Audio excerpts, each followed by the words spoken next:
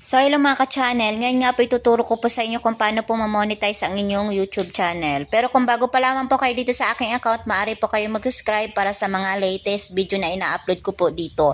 So, paano po ba ma-monetize ang inyong YouTube channel? So, kung pansin nyo po sa inyong mga YouTube account, ayan, wala po kayong makikita dyang dashboard. Parang katulad po sa Facebook, meron pong professional dashboard. Dito po wala. Nakikita nyo lang po dyan home, short, and subscription, and you dyan sa gilid. So, kailangan nyo po mag-download ng YouTube Studio. So, kailangan nyo pumunta sa Play Store. So, ayan. Yan, katulad po niyan. So, i-search nyo lang po yung YouTube Studio, katulad po niya. Meron na po akong YouTube Studio. So, kailangan po natin i-open yan. And then, ayan. Yan, makikita nyo po dito, ayan, dito sa earn, ayan. Katulad po nito, become a YouTube partner. So, kailangan nyo lang po i-open yung membership and super at ang ito po, watch page ads and short paid ads. So, may mga ads po ang inyong mga YouTube channel.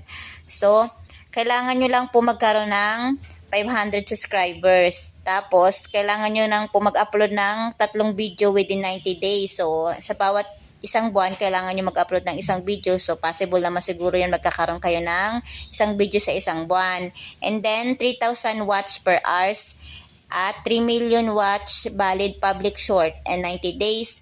And then, dito naman po tayo sa step 2 verification. So, continue growing lang man po yan. Ma-open nyo din po itong watch page ads, earn from ads, and YouTube Premium on the watch page. So, short paid ads, earn from ads, and YouTube Premium in short page. So, ayan.